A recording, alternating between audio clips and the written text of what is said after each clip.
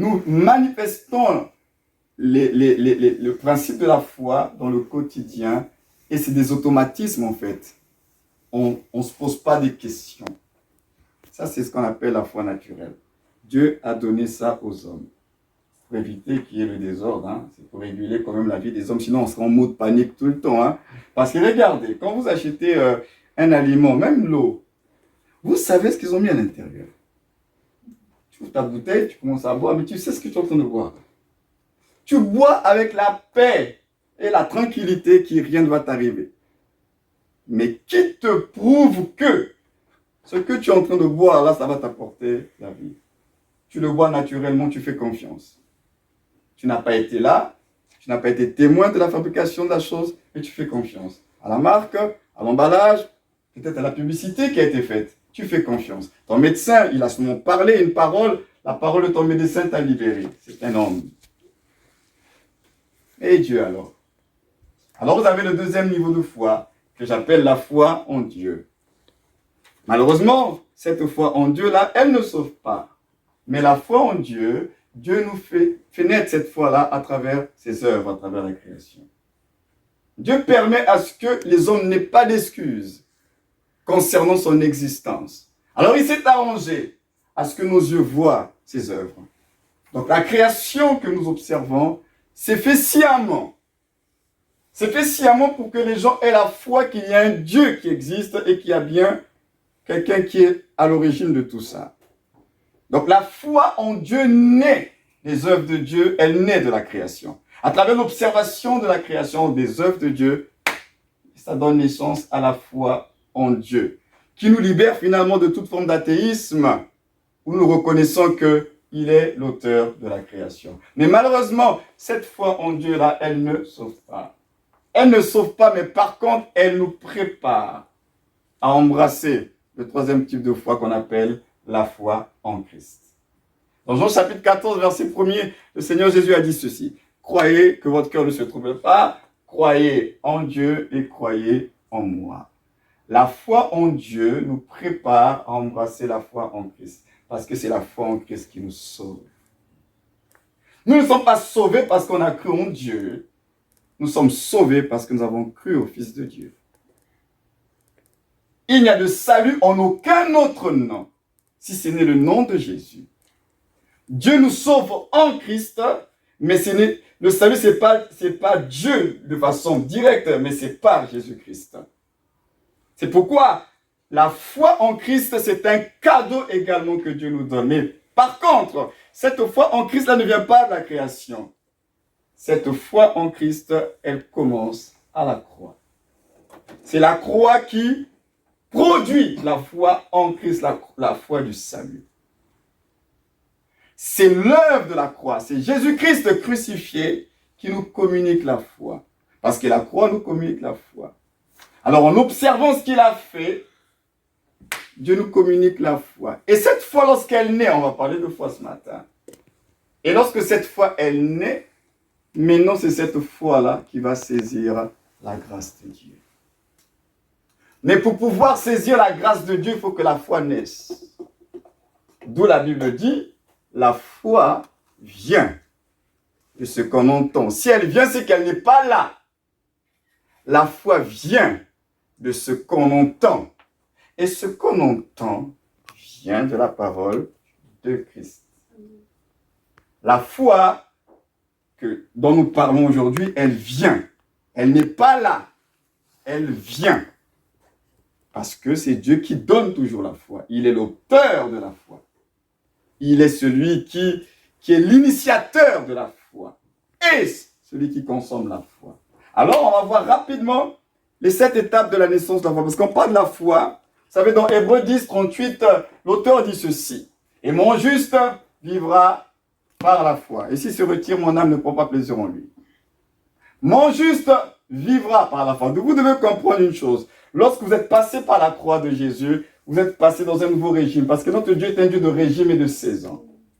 Lorsque vous passez par la croix, vous allez être introduit dans un nouveau régime avec Dieu. Et le régime après la croix, bien sûr après la résurrection et tout ça là, c'est un régime qu'on appelle le régime de la foi.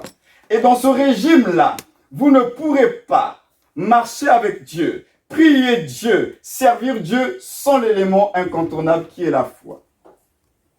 Vous ne pourrez rien faire sans la foi, parce que c'est la foi qui régule ce régime. C'est pourquoi il dit mon juste, c'est-à-dire celui qui a été justifié, celui qui est né de Dieu. Il dit mon juste vivra par la foi. En dehors de la foi, il n'y a pas de vie pour ceux qui sont nés de Dieu. On est obligé, on est condamné à vivre par la foi. Mais alors finalement, la foi en question, c'est quoi? Et c'est ce qu'on va voir cette étape. Par rapport à la naissance de la foi. À quel moment nous disons que c'est la foi? À quel moment nous disons que la foi est là? C'est comme pour une grossesse. À quel moment nous disons que l'enfant est né? Est-ce que nous disons que l'enfant il est né lorsque la grossesse est rentrée? Ou bien nous disons que l'enfant est né quand la grossesse, il y a la manifestation après les fameux 9 mois? À quel moment? Une chose est certaine, c'est que pendant 9 mois, il y a une vie qui se passe dans le ventre de la femme. L'enfant, là, il est là déjà. Mais après, il va devoir sortir, se manifester. Mais celui qui s'est manifesté là, il était déjà là. Donc, il faut que nous, on réussisse à comprendre à quel moment nous parlons de la foi et quand la Bible nous parle de la foi. Déjà, la première étape, la Bible dit que la foi vient de ce qu'on entend, c'est-à-dire ce qu'on entend de la parole de Dieu. Donc, la source de la foi, déjà, la première étape, ce qui donne naissance à la foi, la semence qui donne naissance à la foi, c'est la parole de Dieu. C'est la parole de Dieu qui donne naissance à la foi. La foi naît de la parole. Et pas n'importe quelle parole, la parole révélée de Dieu. Ah oui, je suis obligé d'insister là-dessus. C'est la parole révélée de Dieu qui donne naissance à la foi dont nous parlons. Donc la source de la foi, c'est d'abord la parole. Mais cette parole, la Bible dit, il faut que nous puissions entendre. Ce n'est pas juste lire la parole. Mais dans le entendre là, ce n'est pas juste entendre, parce que vous savez, entendre est une faculté de nos 5 sens, lui. On écoute le son. En réalité, la foi ne vient pas de ce que tu entends. Juste entendre. La foi vient de ce que tu entends, tu entends, tu entends et tu entends. En d'autres termes, la foi vient de ce que tu écoutes. Parce qu'il y a une différence entre entendre et écouter. Il y a beaucoup de gens dans nos églises qui entendent la parole de Dieu, mais peu écoutent la parole de Dieu. Parce que écouter, il y a de l'entendre dedans, mais ce n'est pas la même chose. Parce que j'aime bien le mot grec qui parle d'écouter, c'est le mot akouo. Akouo en grec nous parle d'écouter, ça veut dire considérer attentivement ce que vous avez entendu. C'est ça l'écoute. Donc dans l'écoute, il y a une certaine considération. Dans l'écoute, il y a une certaine disposition. D'ailleurs, même nous qui sommes mariés, souvent nous les hommes, nos femmes nous reprochent, tu ne m'écoutes pas. On entend mais on n'écoute pas. Parce que écouter nécessite une disposition. Il faut consacrer du temps. Donc, dans l'écoute, il y a la disposition et il y a la disponibilité. Tu ne peux pas marcher, tu fais beaucoup de choses. Oui, je t'écoute. Non, tu n'écoutes pas. Tu es en train d'entendre. Parce que pour écouter, il faut que tu t'arrêtes et que tu prêtes l'attention. Parce que tu peux être à la maison, ta femme, elle parle, tu entends ce qu'elle dit. Mais tu n'es pas... Parce que dans l'écoute, il y a une concentration sur ce qui est en train de te dire. Et la foi ne vient pas parce que tu as entendu une parole comme ça. Si tu dois prendre le temps de t'asseoir pour écouter la parole de Dieu. Parce que si tu ne prends pas le temps de t'asseoir pour écouter, tu vas juste entendre le son. Comme beaucoup, ils arrivent dans nos églises, ils écoutent des prédications. Amen, prêche pasteur, alléluia. Et à la fin, tout est sorti de la tête. Ils n'ont pas écouté, mais ils ont entendu un message. Et Dieu, frères et sœurs, ne nous parle pas pour qu'on entende. Dieu nous parle pour qu'on écoute sa parole. C'est pourquoi vous allez retrouver certains textes dans la Bible. Il dit, si mon peuple m'écoutait, si mon peuple m'écoutait, si mon peuple m'écoutait.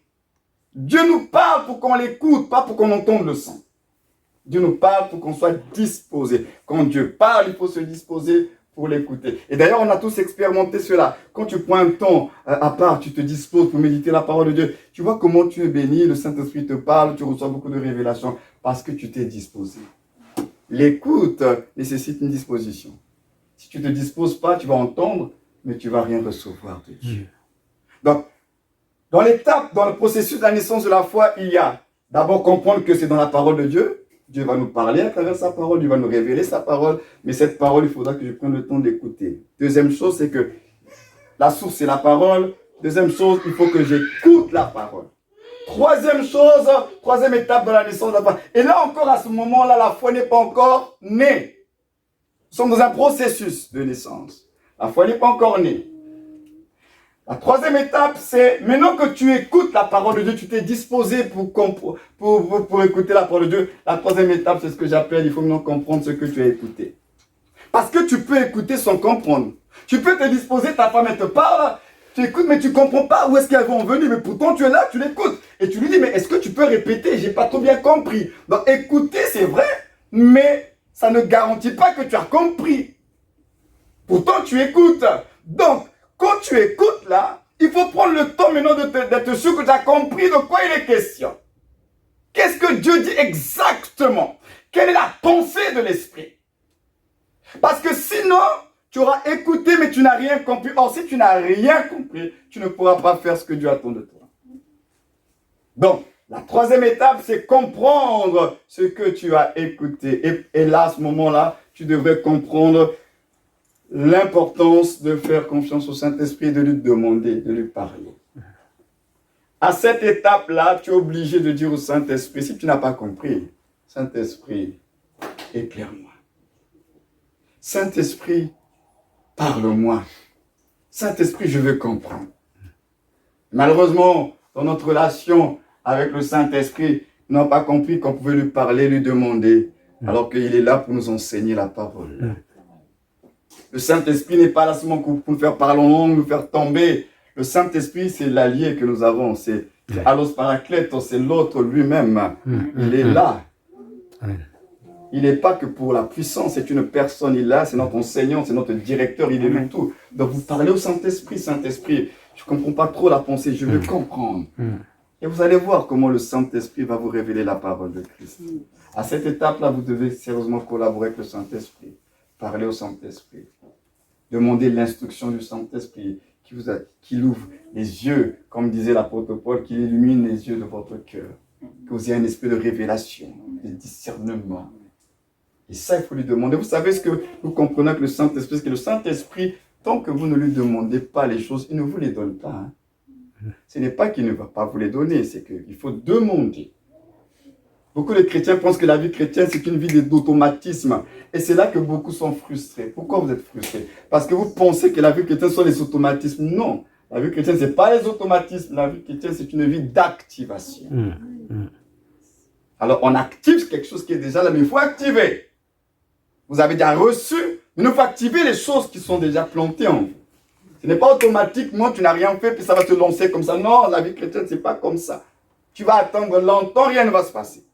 Parce que tu dois comprendre que la nouvelle création en Christ, c'est une création qui est spirituelle. Et en tant qu'une nouvelle création en Christ, il y a des choses qui doivent être activées en toi. Sinon, tu vas rester comme ça, tu as cru en Jésus, mais il n'y a rien qui se passe dans ta vie parce que tu n'as pas compris qu'il y a des choses qui doivent être activées. C'est comme ça que Dieu il a fait les choses. Donc, troisième étape, tu as compris la parole de Dieu. Et c'est à partir de cette troisième étape que tu vas arriver à la quatrième étape qui est ce que j'appelle le cœur. Tu donnes naissance au cœur de la foi. C'est maintenant là la conscience de la vérité. Après que tu as écouté la vérité, tu as compris la vérité, c'est maintenant après avoir compris la vérité que la conscience de la vérité va naître en toi. Parce que tu as compris, tu as réalisé que c'est de Dieu. C'est vraiment Dieu qui a parlé. C'est ça. Et donc cette conscience de la vérité, c'est ce que j'appelle le cœur de la foi. Parce que sans elle, là, la véritable foi, on ne l'aura pas. Et la conscience de la vérité, lorsqu'elle naît en toi, elle va produire à la cinquième étape ce que j'appelle les dispositions de la foi. C'est-à-dire, à ce moment-là, tu vas ressentir en toi cette assurance, cette paix-là, intérieur, alors qu'à l'extérieur, tout est chaotique. Hein? Mais ça commence toujours à l'intérieur. Tu te sens rassuré. Tu as cette paix-là. Les gens ne pourront pas expliquer. Ça se passe à l'intérieur. Tu es rassuré que ça va aller. Alors qu'à l'extérieur, ça ne va pas. Hein? Mais ça prend sa source à l'intérieur de toi. Ça va aller. Mais ton ça va aller là est dû à quoi? Il y a un truc qui est né en toi. Cette assurance qui naît à l'intérieur de toi. Tu as cette espérance-là. Tu es convaincu que ça va bouger dans ta vie. Tu ne sauras pas l'expliquer, mais comme on dit, je sais que je sais, c'est à l'intérieur de toi. Et ce sont les dispositions de la foi, parce que ça prend naissance à l'intérieur.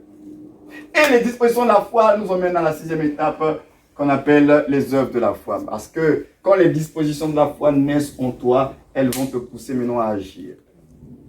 Tu vas maintenant agir. Tu vas avoir un certain comportement, un certain langage. Les gens ne comprennent pas, mais d'où ça vient? Parce que ça vient de l'intérieur. Tu commences à agir proportionnellement, justement, à ce que tu crois.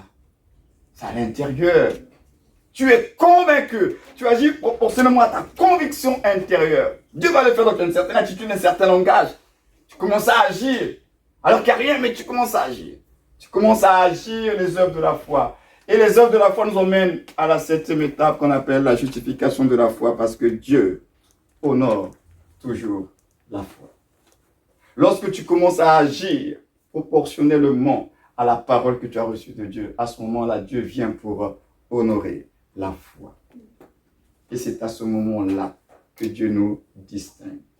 Parce que lui-même, il vient attester que ton attitude et ton comportement, ça venait de Dieu. Et que si tu agis de cette façon-là, c'est normal parce que tu as cru une parole. N'oubliez pas que notre vie est faite de croyances. Ce sont nos croyances qui dirigent et qui pilotent notre vie. Ce que tu crois, là, c'est ce qui te pilote. Si tu crois les mauvaises choses, ça va t'emmener dans la mauvaise direction. Si tu crois les bonnes choses, ça t'emmènera dans la bonne direction. C'est une question de croyance, la vie. La vie est faite de croyances, ce que tu crois. Alors, qu'est-ce que nous croyons? Donc, ça, ce sont les étapes de la foi. Et souvent, il y en a qui s'arrêtent juste à l'étape 2. Ils ont reçu une parole, et puis ils sont en train de se battre entre l'écoute et puis entendre la parole de Dieu. Ils n'arrivent pas à se concentrer, ou bien ils font juste la parole de Dieu, une simple lecture. Ils n'arrivent pas à franchir le pas d'arriver à l'étape 3 où c'est un cœur à cœur avec le Saint-Esprit. C'est l'étape où tu parles vraiment, où tu veux comprendre la parole de Dieu et tu interroges Dieu, tu médites. Beaucoup n'arrivent même pas à l'étape 3. C'est là que nous voyons que dans nos églises, il y a maintenant trop de chrétiens des slogans. On est dans des slogans, mais la parole n'a pas pénétré en nous. Il faut que la parole soit révélée. Mais comment elle sera révélée si tu n'es pas disposé? Il faut que tu te disposes. Parce que dans le domaine de l'esprit, c'est un domaine de disposition. Quand on parle d'esprit, on parle de disposition. Si dans le domaine de l'esprit, tu ne te disposes pas, tu ne recevras rien. Et beaucoup ont du mal à franchir l'étape 3. Parce qu'ils n'ont pas compris qu'à cette étape-là, ils ont besoin de se disposer et d'avoir un cœur à cœur avec le Saint-Esprit. Celui qui a inspiré la parole, c'est lui, le Saint-Esprit. Il est l'auteur. Il est l'esprit de la parole. Alors parlez-lui. Saint-Esprit, je ne comprends pas. Ouvre mon esprit, je vais saisir. Mais malheureusement, ce n'est pas ce que nous faisons. Donc c'est quelque chose que chacun de nous doit voir dans sa marche. Je suis à quel niveau par rapport à ma foi? Je suis à quel niveau? Est-ce que j'ai déjà franchi cette étape 3? Alors si tu as franchi l'étape 3, elle a pour conséquence l'étape 4. Parce que l'étape 3, lorsqu'elle est franchie, elle fait naître la conscience. Si tu n'as pas encore la conscience des vérités des Écritures, ça veut dire que tu n'as pas encore compris. Et là, il faut demander au Saint-Esprit. Parce que la conscience, là, on ne fabrique pas ça. C'est une conséquence. C'est une conséquence. Il faut demander au Saint-Esprit, Saint-Esprit, ouvre les yeux. Pour qu'à partir de la conscience, tu aies les dispositions intérieures, tu aies cette paix, cette assurance, cette ferme assurance à l'intérieur de toi que ça va aller. Pas le ça va aller parce que le pasteur dit, allez, répétez, ça va aller. Toi, si tu répètes, ça va aller. C'est pas ce ça va aller là, c'est le ça va aller qui vient de l'intérieur. Tu sais que c'est ça. Parce que souvent, on emmène les gens dans beaucoup de répétitions et puis, c'est pas forcément ce qu'ils vivent. Hein. Donc ça, c'était par rapport à la naissance de la foi. Et ce que j'aimerais nous faire comprendre par la suite, c'est ce très beau texte d'Éphésiens 2.8 que je vais nous inviter à lire ensemble. Éphésiens 2.8, toujours par rapport à la foi. Éphésiens 2, verset 8.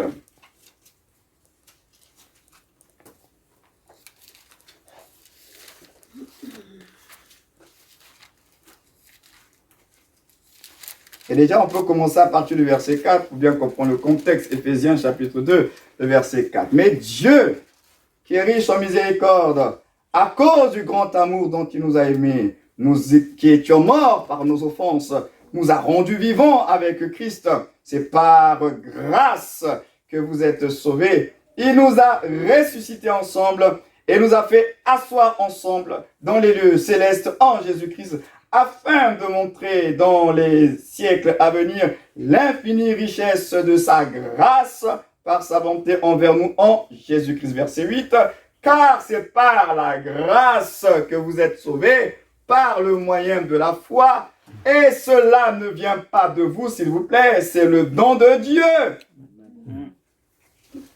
Ce n'est point par les œuvres afin que personne ne se glorifie, car nous sommes son ouvrage et ont été créés en Jésus-Christ pour de bonnes œuvres que Dieu a préparées d'avance afin que nous les pratiquions. Alléluia. Alors quand j'ai lu ce texte, on avait l'habitude de le lire, mais quand l'Esprit a apporté la lumière sur ce texte d'Éphésiens, ça a été une véritable révolution personnelle.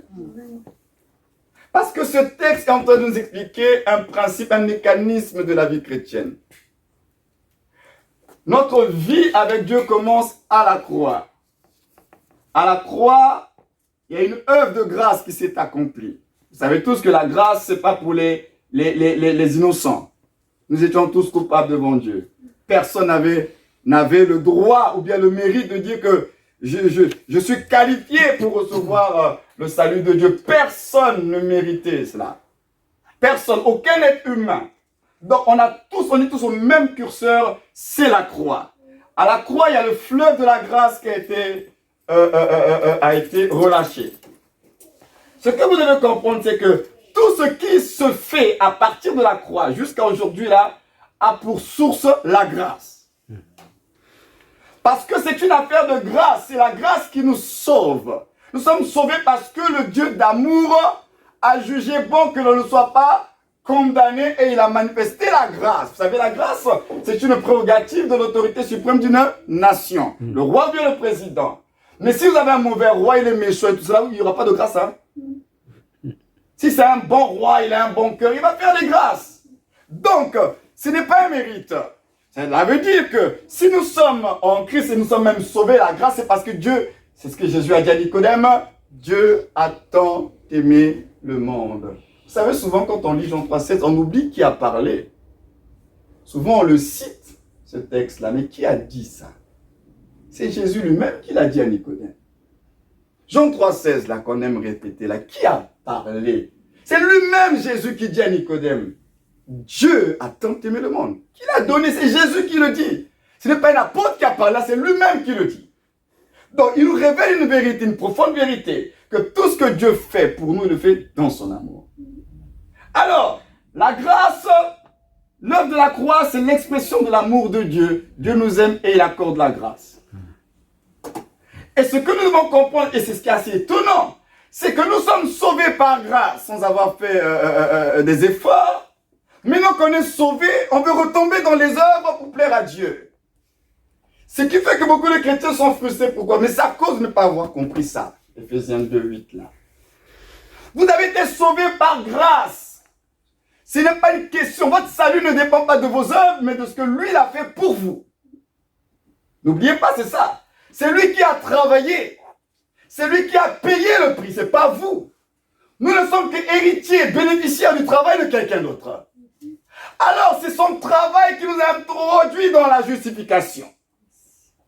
Maintenant que tu es justifié par sa résurrection, tu veux vivre en Christ en repartant par des œuvres pour plaire à Dieu. Alors qu'il te dit, mais non, mais repars dans le schéma qui t'a emmené en Christ. Le schéma, ça commence par la grâce qui saisit l'œuvre du salut et c'est par le moyen de la foi. Donc, tout ce que vous voulez obtenir de Dieu, les délivrances de Dieu, parce que la Bible dit que Dieu est le Dieu des délivrances, toutes les interventions divines suivent le même schéma. C'est-à-dire que tu dois prendre conscience que tout ce que tu vas obtenir de Dieu, c'est la grâce. Et ces choses-là que tu vas obtenir de Dieu, qui c'est la grâce, ça s'active par un moyen qu'on appelle la foi. La foi restera toujours l'activateur de la grâce. La grâce est activée par la foi. Voilà pourquoi Christ, il y a plus de 2000 ans, il est mort à la croix. Nous n'étions pas là. Mais si aujourd'hui, en 2021, tu crois au Seigneur Jésus, en fait, par ta foi, tu actives ce qui a déjà été fait quand tu n'étais pas là. La foi est l'activateur de la grâce. Vous voulez jouir des cadeaux de la grâce, il faut que la foi soit activée.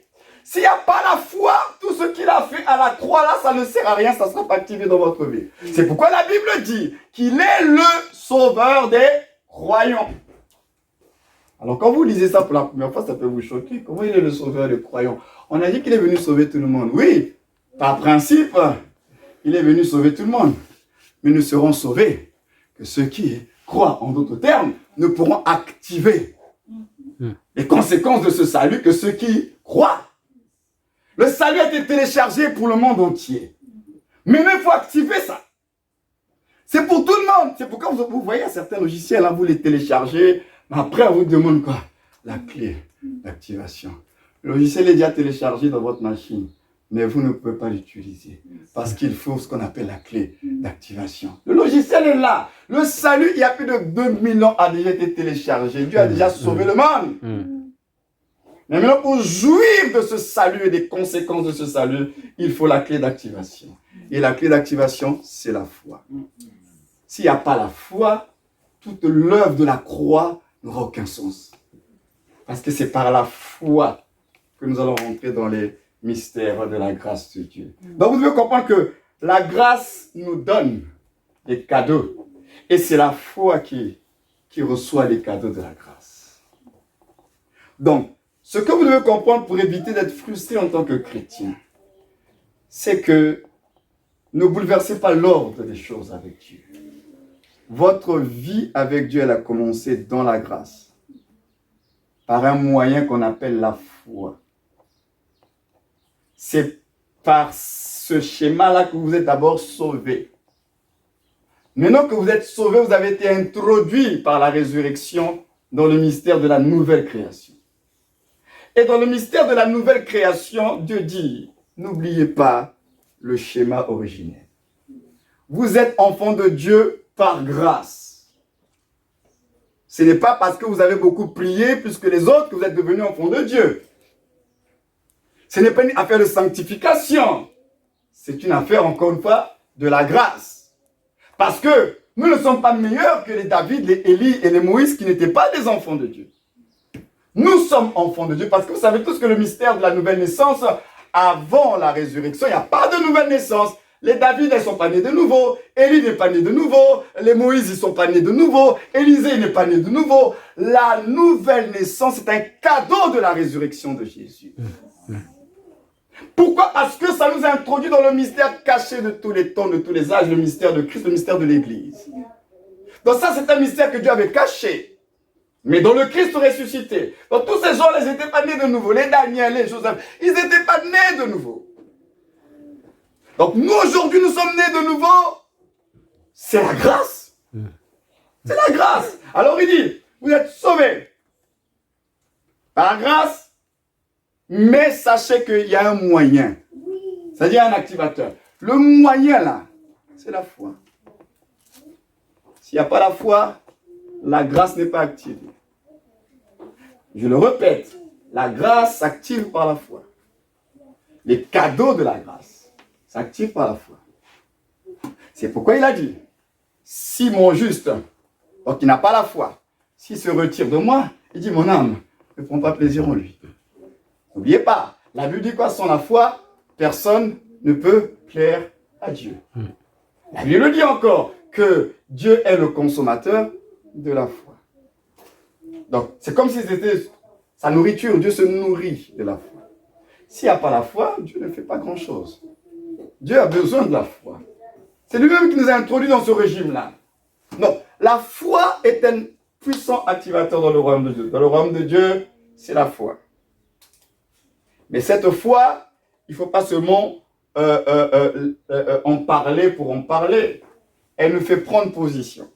Parce qu'elle nous introduit dans une manière de vivre qui n'est pas conventionnelle.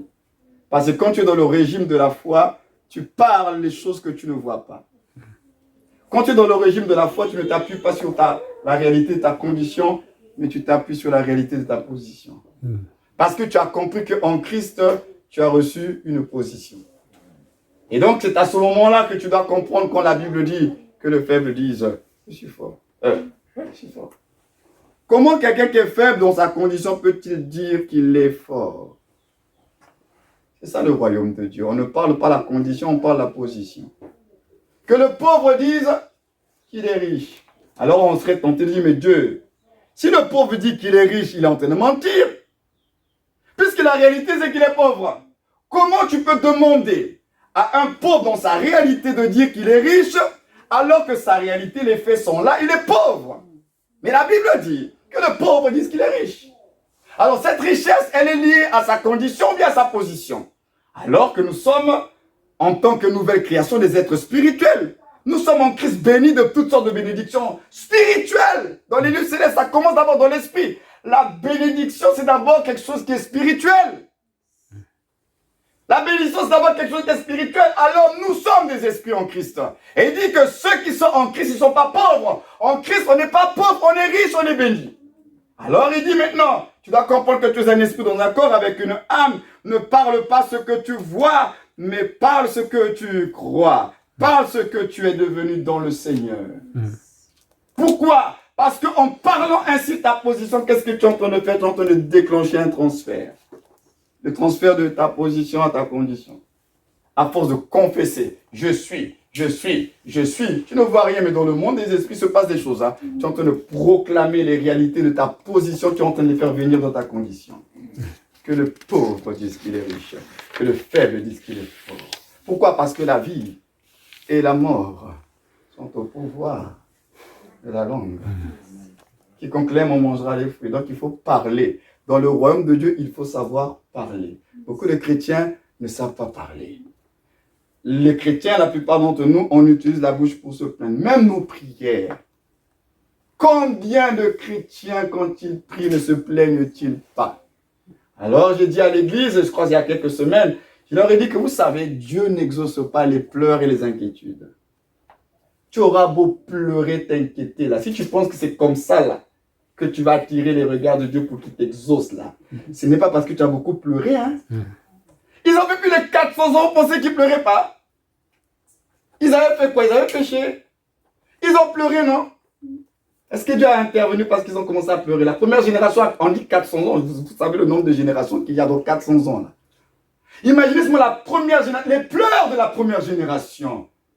Où était Dieu puisque la première génération a pleuré?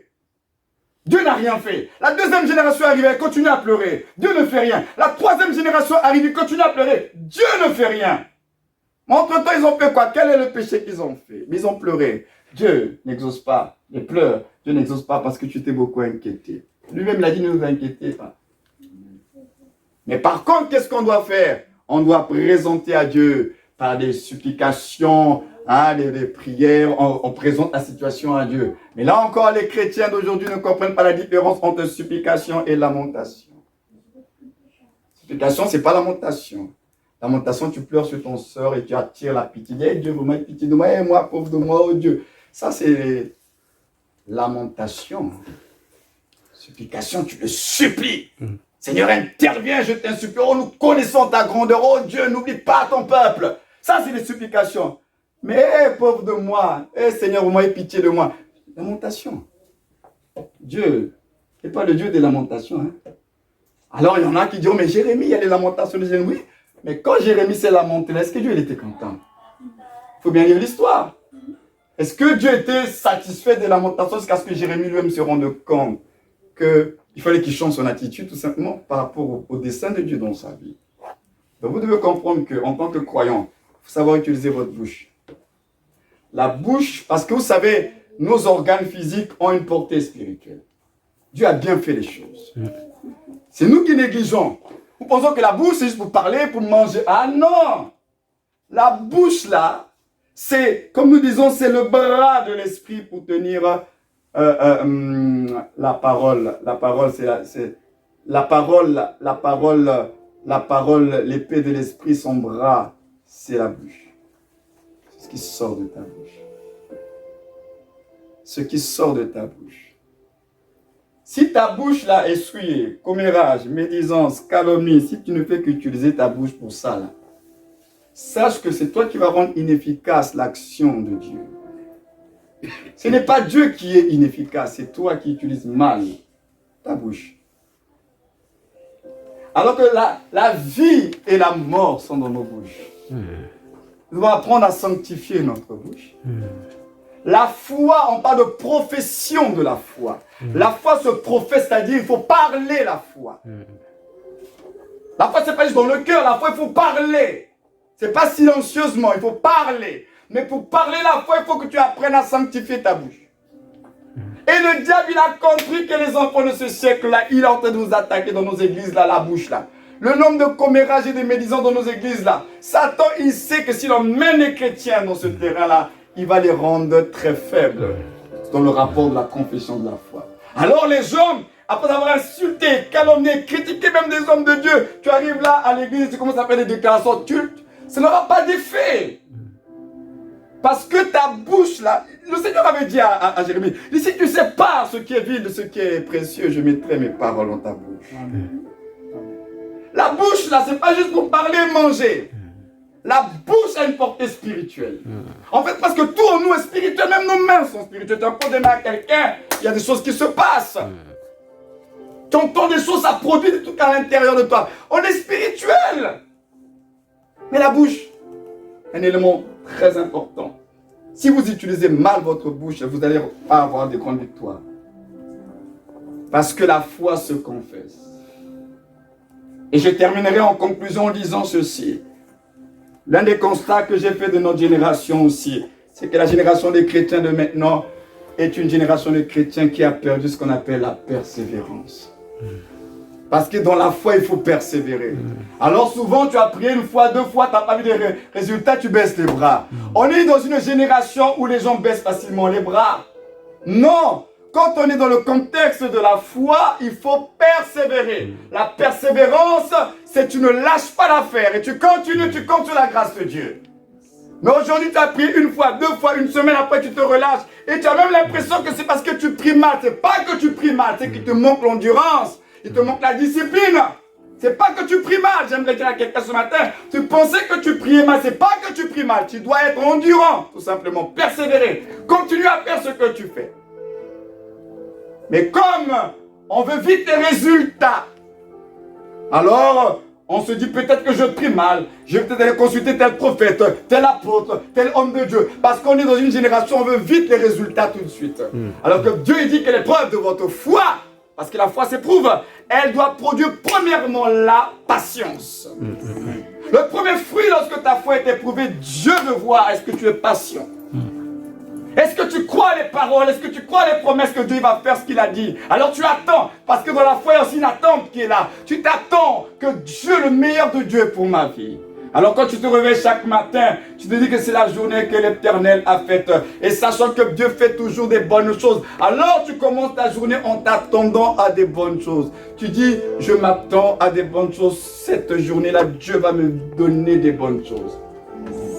Mais souvent, nous faisons de nos journées la continuité de la journée passée. Hier est passé. Aujourd'hui, c'est aujourd'hui. Amen. Amen. Parce que hier peut empoisonner ton aujourd'hui. Si tu restes focalisé que sur ton hier, tu seras découragé aujourd'hui. Alors le Seigneur il te dit, je t'ai redonné le souffle de vie, c'est parce que j'ai remis les compteurs à zéro. Alors tout ce que Dieu fait est bon. Alors moi j'ai changé ma façon de prier. Puisque tout ce que Dieu fait est bon, alors je lui dis dans ma prière, Seigneur, je m'attends à des bonnes choses aujourd'hui. Et je proclame ça sur ma vie. Je dis, je m'attends à des bonnes choses. La journée d'aujourd'hui, là, je m'attends aux bonnes choses. Les chrétiens devraient être un peuple qui s'attend aux bonnes choses. On ne peut pas être un peuple et puis on s'attend au malheur, on s'attend à la défaite. Non, tu dois t'attendre aux bonnes choses. Dieu est un bon Père. Et tu le confesses. Aujourd'hui, là, je m'attends aux bonnes choses. Le meilleur de Dieu est pour ma vie. Il faut le confesser et tout ça, ça passe encore par la bouche. Mais si la bouche là, on tombe dans le piège du diable avec les calomnies, les commérages, les médisances. Vous avez, t'as entendu, tel homme de Dieu, lui aussi là, il ne craint pas Dieu. Où est ton problème? Nous sommes une génération où on ne prie pas assez pour nos pasteurs, on les critique plus. Priez pour les hommes de Dieu. Alors parce que ce jour-là, le Seigneur vous posa la question, tu avais entendu, tu avais vu qu'as-tu fait, tu as préféré calomnier. Combien de temps nous passons quand on apprend qu'un homme de Dieu est dans un temps de faiblesse pour prier, implorer la grâce de Dieu? On a qui se réjouissent, on vous avait dit quoi, vos pasteurs là, vous voyez notre attitude. Non, prions pour les hommes de Dieu, prions pour les serviteurs de Dieu. Alors dans l'église d'aujourd'hui, non, les fautes et les faiblesses des hommes de Dieu, ça devient des sujets de commérage dans nos églises. Tu as entendu tel pasteur, tel servant, tu as entendu. Et là, nos bouches, on souille, on se mélange les péchés, on se les partage les péchés comme ça là. Non, tu dois éviter de te souiller. Ta bouche là, c'est pour glorifier le roi des rois. Et c'est pour prendre position dans la foi. Parce que ton adversaire, lui, rôde. Imagine qu'après avoir calomnié, critiqué un homme de Dieu, et tu vis une situation spirituelle qui s'impose à toi tout de suite, là, tu fais comment? Tu vas dire au nom de Jésus, rien ne va se passer. Mais pourquoi tu as déjà souillé ta bouche? Ce n'est pas parce que nous disons le nom de Jésus que ça va agir, ça n'agit pas parce que tu l'as énoncé. Ce n'est pas l'énoncé du nom de Jésus qui libère la puissance du nom. Ah non. Sinon, les fils de Séva, en énonçant le nom de Jésus, ils auront vu le miracle de Dieu. Mais l'apôtre Pierre a dit, c'est la foi dans le nom de Jésus qui libère la puissance du nom. Ce n'est pas le fait de dire au nom de Jésus que les choses se passent. C'est la foi dans le nom de Jésus qui libère la puissance du nom de Jésus. Donc comprenez que on vit dans un monde où il y a la puissance qui nous entoure. Soyons sûrs qu'on est toujours prêts. Et comme une bonne partie de notre combat passe par la bouche, raison de plus, veiller sur votre bouche. Parce que quand tu vas arriver que c'est ton enfant qui tombe gravement malade, après avoir critiqué un homme de Dieu, tu fais comment? Tu vas aller parler au nom de Jésus? Non, tu es obligé de te repentir sérieusement parce que ta bouche, tu as déjà souillé la bouche. Parce que tu as oublié que de la bouche sort une épée, dit la Bible. Et l'épée, c'est la parole de Dieu. Tu veux vivre la foi. Alors il y a tous ces éléments-là, comme je disais. Prenons conscience de ça. La foi, c'est la clé principale qui active tout dans le royaume de Dieu. Ça commence par la foi. La preuve, c'est que même prier, là, il faut la foi pour prier. La prière, ce n'est pas parler seulement à Dieu. La prière, c'est être en communion avec Dieu. Et la Bible dit que ceux qui s'approchent de Dieu doivent premièrement croire que Dieu existe. C'est la foi. Et ensuite que Dieu est le rémunérateur de ceux qui le cherchent. Donc même prier, là, il faut la foi. Donc s'il n'y a pas la foi, tu perds ton temps, tu parles, mais il n'y aura pas les résultats escomptés. Parce que la prière également, il faut. On s'approche de Dieu par la foi. Et la foi, c'est le don de Dieu. C'est pourquoi n'oubliez pas, frères et sœurs, quand vous serez confrontés aux réalités de votre vie, n'oubliez pas que tout ce que vous demandez à Dieu, ça s'appelle la grâce. Parce que Jésus-Christ, c'est lui qui est venu avec la grâce. Parce que tout ce que Dieu fait pour nous, aujourd'hui, il le fait à cause de Christ. Il ne le fait pas à cause de toi. Tout ce que Dieu va te donner aujourd'hui, il le fera à cause de ce que Jésus-Christ a fait pour toi. Alléluia. Donc c'est parce que tu es en Christ que Dieu est satisfait. Parce qu'un seul a satisfait le cœur de Dieu, c'est le Christ. C'est pas toi. Donc, tout ce que tu demandes en Christ, Dieu te le donne. Donc c'est à cause de lui. Donc, parce que si je vous posais la question, donnez-moi une seule raison, pourquoi Dieu doit te guérir? Pourquoi Dieu doit te bénir? Pourquoi Dieu doit te distinguer? Qu'est-ce que tu vas répondre à cette question? Si tu regardes à toi-même, tu vas te rendre compte que personne n'est digne.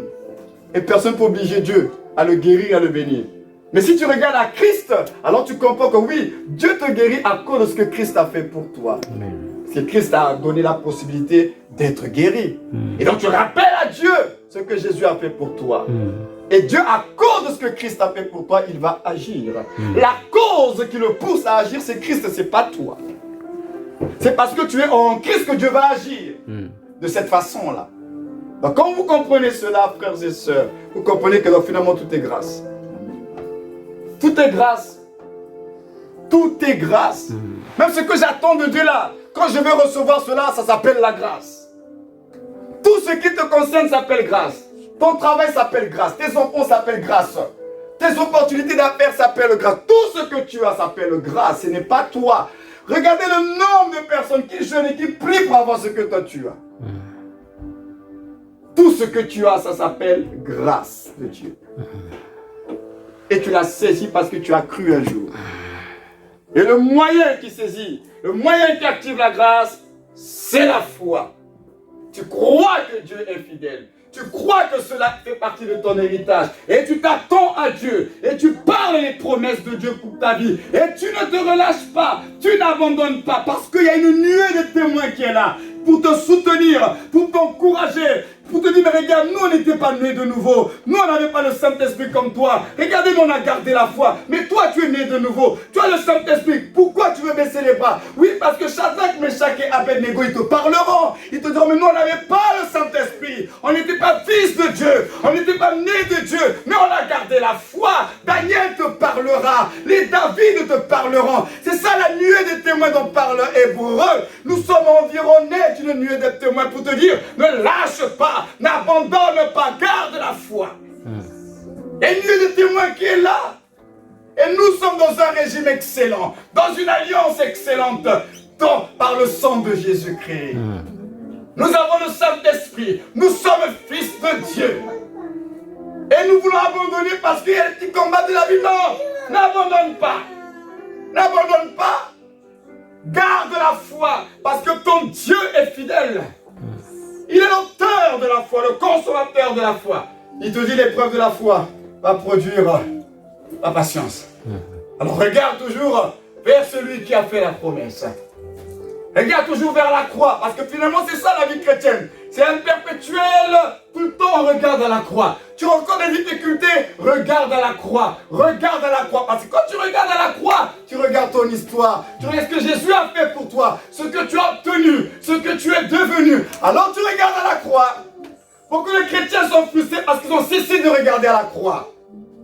Regardons toujours à la croix. Qu'est-ce qu'il a fait pour moi? Parce que le travail de la croix, il n'a pas fait ça pour lui-même. Il n'est pas dans la croix pour lui-même. Il n'en avait pas besoin. Il a travaillé pour des hommes. Il a travaillé pour nous. Et les bénéfices de ce travail-là, il nous a donné ça. Donc, il faut regarder à la croix. Et quand le diable vient faire le petit malin, tu regardes à la croix, tu dis, mais c'est là-bas qu'il a été dépouillé. Et tu prends position dans la foi. Parce que la croix, c'est là que ton histoire commence. Mais si tu cesses de regarder à la croix et tu commences à te battre par tes efforts en faisant beaucoup de jeûnes, des retraites, je ne suis pas contre les jeûnes et les retraites, mais je crois que les jeûnes et les retraites, là, il faut que ça soit poussé par le Saint-Esprit. Mais si c'est seulement parce qu'on m'a dit que c'est une méthode pour obtenir de Dieu, ça ne marche pas comme ça. Parce que tout est grâce. Amen. Parce que Dieu, dans ce qu'il est, vous pensez que dans sa grandeur, là, il a, pour nous exaucer, il a besoin qu'en jeûne, vous êtes sûr vraiment.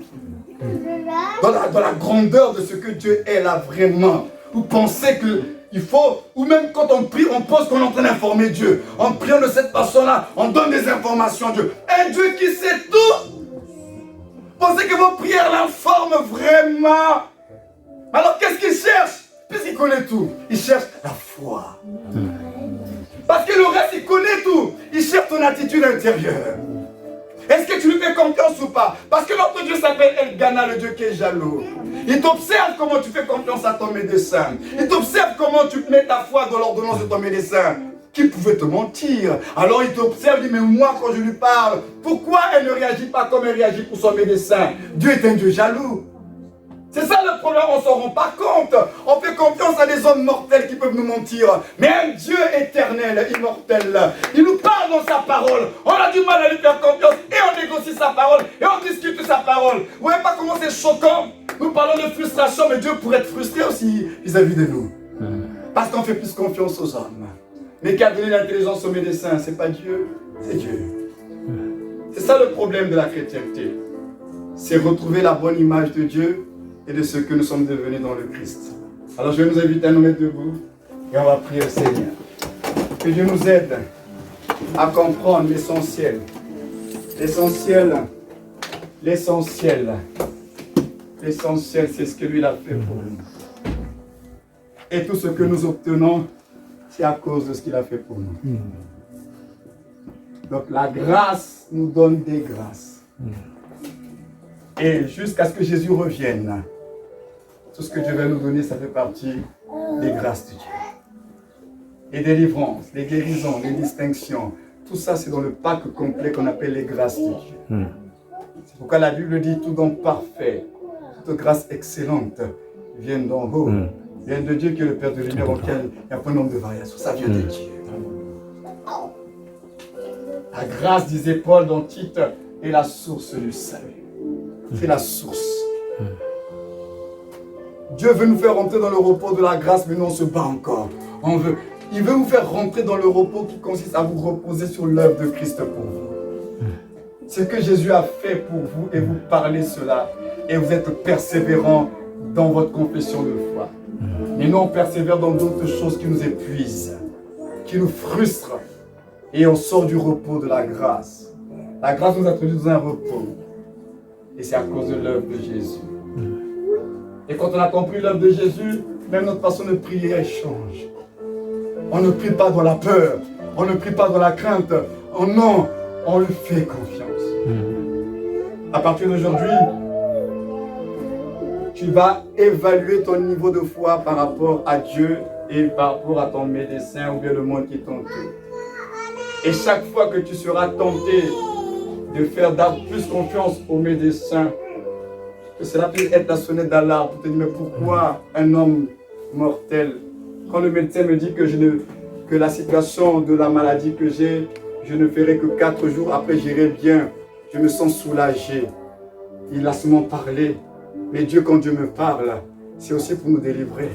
Quand Dieu nous parle, c'est aussi pour nous soulager. Mais pourquoi quand Dieu nous parle, on est encore dans ces luttes-là? Pourquoi il y a ces luttes? Et là, certainement qu'il y a l'ennemi de nos âmes qui veut introduire un mensonge. Dieu est fidèle. N'oubliez pas qu'il attaque la foi. N'oubliez pas que le combat dans lequel vous êtes, ce n'est pas en réalité un combat spirituel, vous êtes dans le combat de la foi. Et le combat de la foi, Satan attaque la parole de Dieu. Est-ce que Dieu l'a réellement dit? Ce qu'il a dit à Éden, il le répète tous les jours dans nos vies. Est-ce que Dieu a réellement dit? Est-ce que ça va se faire? Est-ce que... Et tous ces doutes-là, on ouvre des portes. Et après, on est toujours défaitiste. Alors que il nous a donné sa parole pour qu'on soit toujours alimenté, la foi soit fortifiée dans la parole de Dieu. Tu vas prier pour toi-même. En disant, Seigneur, aide-moi à avoir la conscience de ces vérités. Nous prions tous dans le nom de Jésus. Seigneur, nous te prions ce matin. Tu as dit, mon juste vivra par la foi. Tu nous appelles à te faire confiance. Tu nous appelles à regarder vers toi. Tu nous appelles à marcher derrière toi, à ne pas douter, à ne pas nous inquiéter. Tu nous appelles à être un peuple d'hommes et de femmes qui marchent dans l'assurance que leur Dieu est fidèle, leur Dieu les conduira à bon port, que leur Dieu ne les abandonnera pas, que leur Dieu ne les a pas fait sortir d'Égypte pour les tuer dans le désert. Tu es suffisamment responsable pour prendre tes responsabilités dans chacune de nos vies, Seigneur. Aide-nous là où nous avons douté. Aide-nous là où nous avons été incrédules et pardonne-nous, Seigneur. Pardonne-nous pour toutes nos incrédulités. Pardonne-nous pour tous nos doutes. Pardonne-nous pour tous nos raisonnements. Pardonne-nous pour toutes nos craintes. Pardonne-nous pour toutes nos inquiétudes. Tu as dit ne vous inquiétez de rien.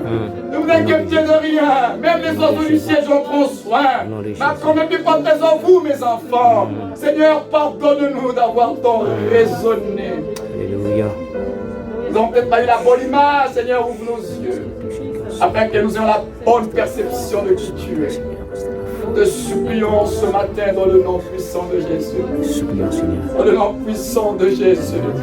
Nous voulons continuer à croire.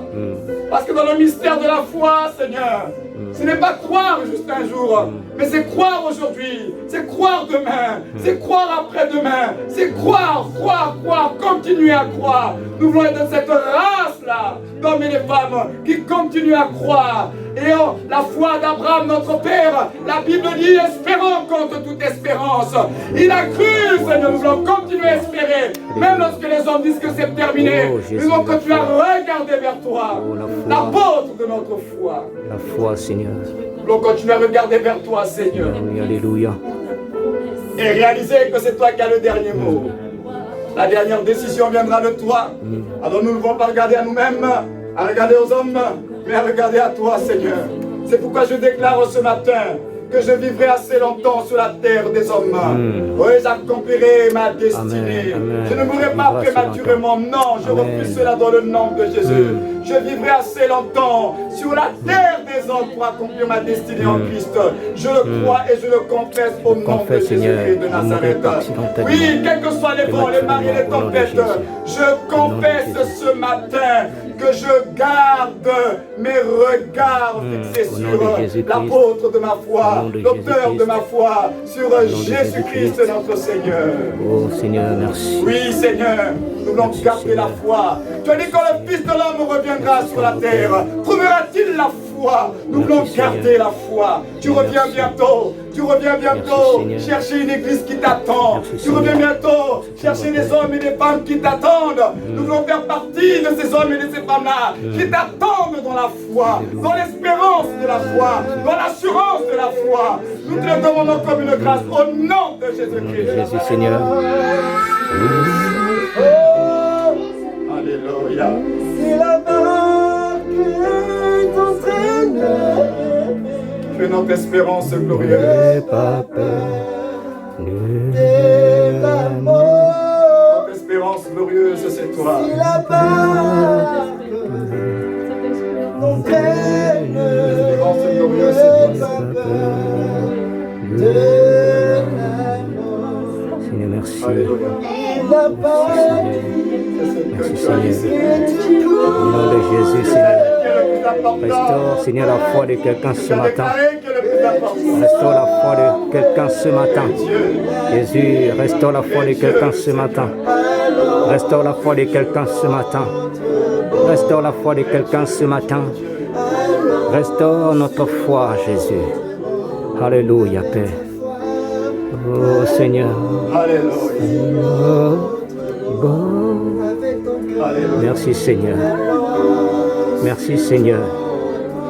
La foi, Seigneur Jésus. La foi, tendre Père. La foi, mon Dieu, mon roi.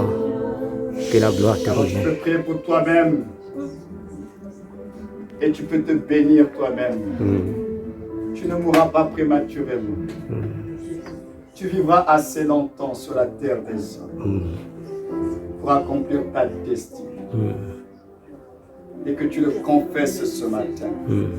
Je ne mourrai pas, je vivrai. Et mes yeux verront encore la bonté de Dieu. Alléluia. Et ma bouche proclamera encore la gloire de Dieu. Tu es béni de Dieu. Tu peux te bénir toi-même. Tu peux te bénir toi-même. Merci Seigneur.